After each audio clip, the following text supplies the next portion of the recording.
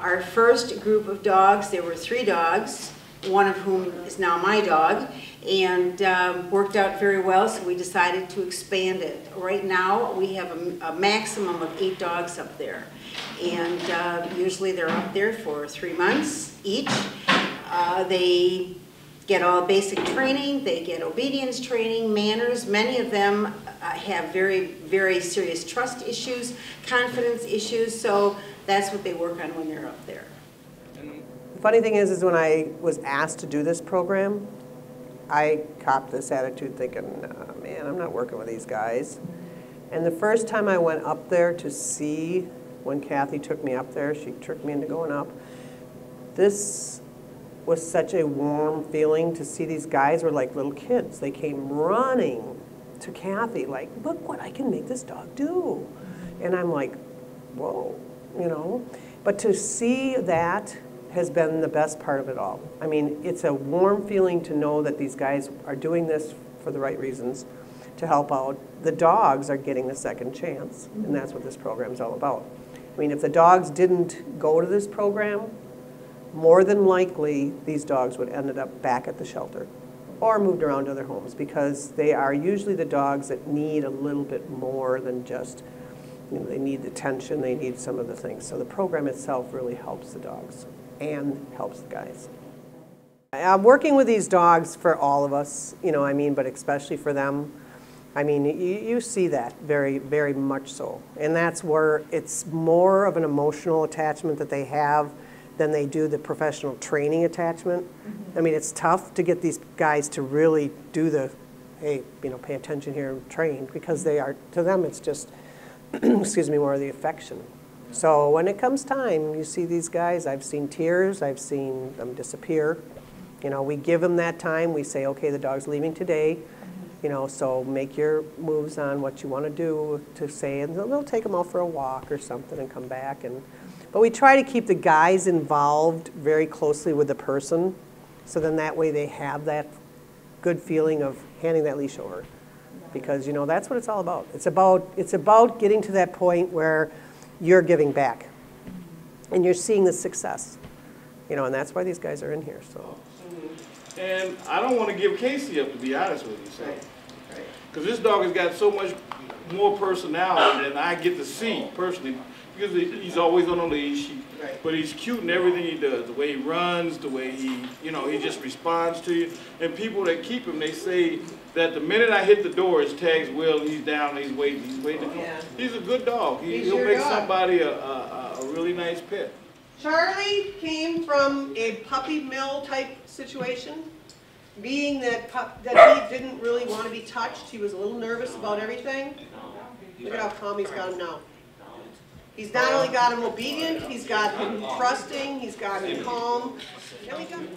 Our little Ravioli here, another dog that had absolutely no training. And you can see what he's done with him. He's got not only obedience training, but tricks and fun things.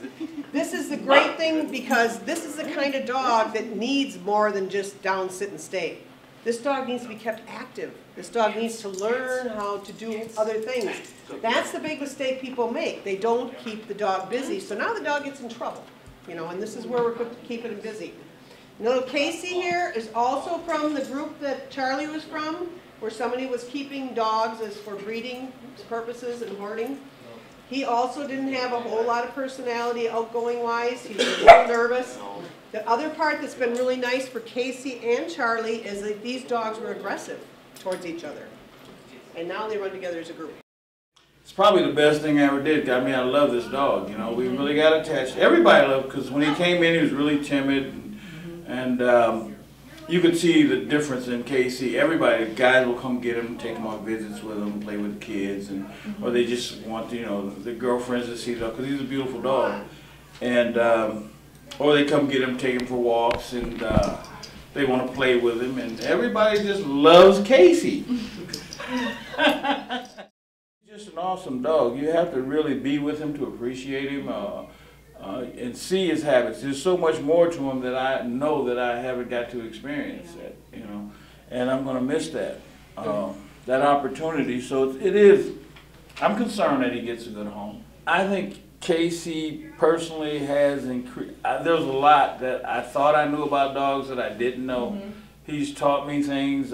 He's even taught me the capacity to love beyond what I thought I did initially with dogs, you know, because of his situation. I mean, I was really sensitive to that, and I knew that I couldn't do anything that would increase his fears or bring them back, you know what I mean? I think inmates, prison inmates are no different than anybody else, except that they're locked up in this artificial environment where they don't have many opportunities to give back, to do something good. And I think this program gives that to them.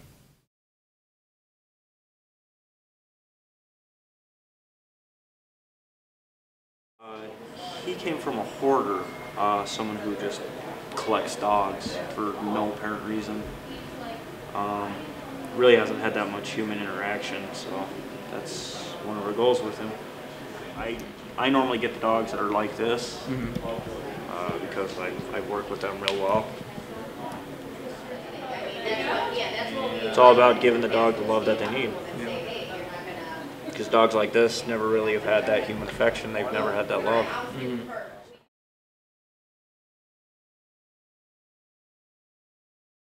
You're going to go home and spoil them, I know. We're going to go home and have You're some not fun. going to listen to anything that we said, are you? You're just going to spoil them. Thank you so much. Yeah, thank you very much. Thanks, guys. Bye-bye. Thank you. One thing that's really helps the dogs in their initial, just getting used to people. You see a puppy mill dog and stuff like that. They're just getting used to people is a big deal.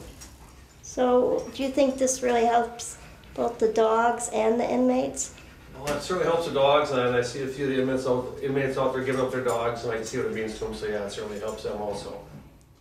Hey kids, now remember what we told you about this is just to see if we could take her for the day? Well, we've been lying to you. We're taking her. Really? She's going to be our dog. It ain't. Nope. Forever. She's coming home with us to stay. What do you think? Are you happy, Mallory? Yeah?